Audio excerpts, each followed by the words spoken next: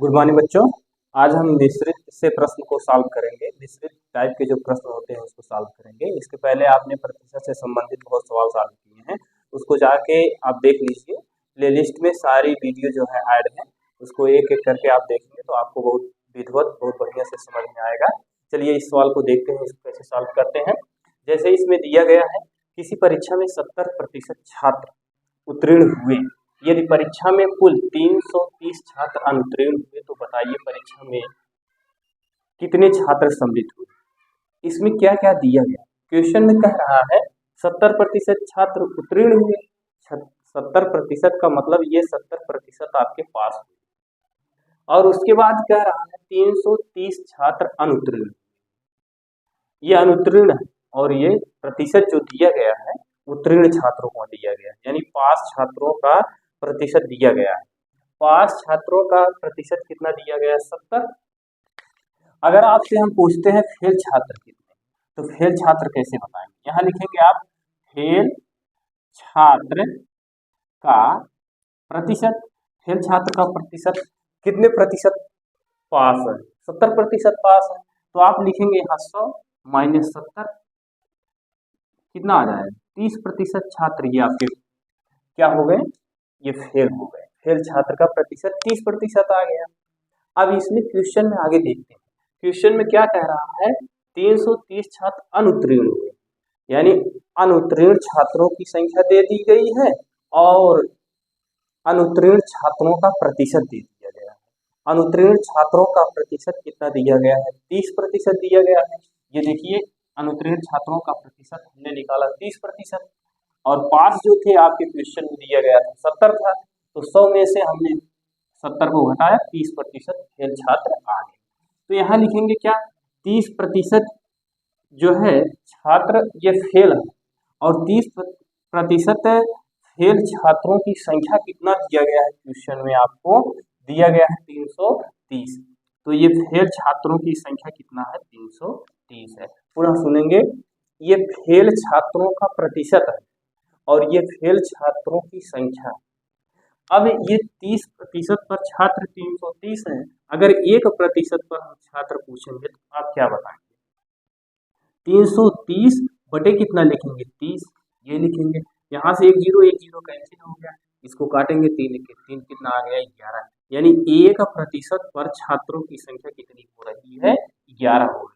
1% पर छात्रों की संख्या, फेल छात्रों की संख्या 11 हो रही है। अगर यहाँ 2% बनेगा तो यहाँ क्या हो जाएगा? छात्र कितने हो जाएंगे? 22 हो जाएंगे। अगर यहाँ 3% बनेगा तो यहाँ कितने छात्र हो जाएंगे? 33 छात्र हो जाएंगे। यानी जैसे जैसे प्रतिशत आपका बढ़ेगा वैसे वैसे छात्रों की संख्या आपकी बढ़ेगी। तो यहाँ देखिए, जब हम 2 लेंगे तो ये 22 हो जाएगा, 3 लेंगे 33 हो जाएगा। अगर यहाँ हम 100% ले लेते हैं, 100% छात्र हैं, तो यहाँ जो है छात्रों की संख्या कितनी हो जाएगी? 11 गुणे कितना लिखेंगे? 100, तो कितना आ जाएगा? 1100। 1100 छात्र। यहाँ सम्मिलित छात्रों की संख्या पूछ रहा था, तो कुल सम्मिलित छात्रों की संख्या आपको कितनी आ गई? 1100 आ गई। ये तो आपका पहला सवाल सॉल्व कर ले गए। इसी तरह से आपका दूसरा सवाल दे रहा है। दूसरा सवाल क्या कह रहा है? दूसरे सवाल में कह रहा है किसी परीक्षा में 78% छात्र अनुत्तीर्ण हुए। अब देखिए इसमें अनुत्तीर्ण की बात कर रहा है। 78% छात्र जो है ये फेल है। अगर आपसे हम पूछे पास कितने प्रतिशत छात्र हैं, प्रतिशत पूछ रहा हूँ, प्रतिशत, तो क्या करेंगे? 100 में से 78 को घटा देंगे तो वह पास छात्रों का प्रतिशत आ जाएगा। इसके बाद फिर आगे क्वेश्चन में कह रहा है अनुत्तीर्ण हुए हैं, यदि परीक्षा में कुल 110 छात्र उत्तीर्ण हुए तो बताइए परीक्षा में कितने छात्र सम्मिलित हुए। तो चलिए ये तो पहला सवाल हो गया। दूसरा सवाल यहाँ देखते हैं। दूसरे सवाल में दिया क्या है?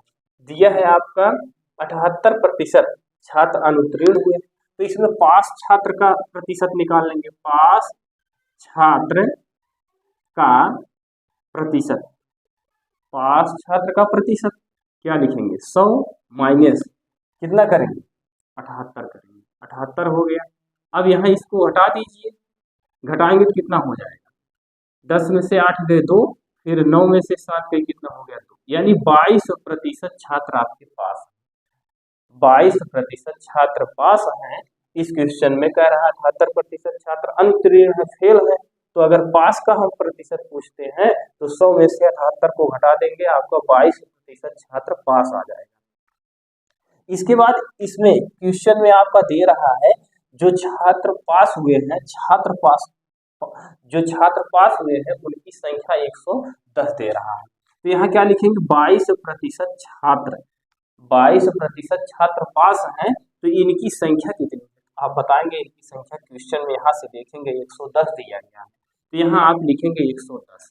अगर 1% पर हम छात्र की संख्या निकालेंगे तो 1% पर छात्र की संख्या लिखेंगे 110 बटे कितना लिखेंगे 22। अब यहाँ इसको सरल कर दीजिए, 11 के 11 11 दूनी 22, तो यहाँ कितना बना 10 बना, 10 बटे कितना हो गया 2, 2 के 2 2 पंचे 10, कितना आ गया 1% पर छात्र की संख्या कितनी आ गई 5। 1% पर छात्र की संख्या 5 आ गई। अगर हम आपसे पूछते हैं 2% पर छात्र की संख्या कितनी होगी तो आप बताएंगे 2% पर 5 गुणे 2 यानी 10 होगी। अगर 3% पर हम छात्र की संख्या पूछते हैं तो 5 गुणे 3 बताएंगे यानी 15 बताएंगे। अगर हम आपसे 100% पर पूछते हैं कितनी होगी तो आप बताएंगे 5 गुणे 100 इक्वल टू कितना बताएंगे 500। अब टोटल छात्र इसमें पूछा था कुल कितने छात्र सम्मिलित हुए थे, तो आप बताएंगे कुल इसमें दूसरे सवाल में 500 और पहले सवाल में बताएंगे 1100। अगर इसको हमको जांच करना है कि हमारा सवाल सही है कि गलत है तो चाहे आप इसको चाहे इसको चाहे जिसको आप चेक कर लीजिए। चलिए ठीक है, पहला सवाल देख लेते हैं। छात्रों की संख्या कितनी थी टोटल 1100 थी। 1100 में अगर हम आपसे पूछते हैं फेल छात्रों की संख्या कितनी है प्रतिशत में, तो फेल छात्रों की संख्या आपने निकाला है 30%। तो यहाँ क्या लिखेंगे 1100 गुणे 30 बटे 100, एक जीरो यहाँ से एक जीरो यहाँ से कैंसिल हो गया, एक जीरो यहाँ से एक जीरो यहाँ से कैंसिल हो गया। अब यहाँ कितना बचा 110 गुणे 3 बचा, तो 11 3 कितना होगा 33 होगा। देखिए फेल छात्रों की संख्या कितनी आ गई आपकी 330, और फेल छात्रों की संख्या इसमें भी 330 दिया गया था। इस तरह से आप चेक कर सकते हैं कि हमारा सवाल सही है कि गलत है। आप स्वतः इसको एक बार दो बार लगाएंगे आपको आने लगेगा। अगर कहीं भी कोई भी समस्या हो तो उसको कमेंट करिए। धन्यवाद।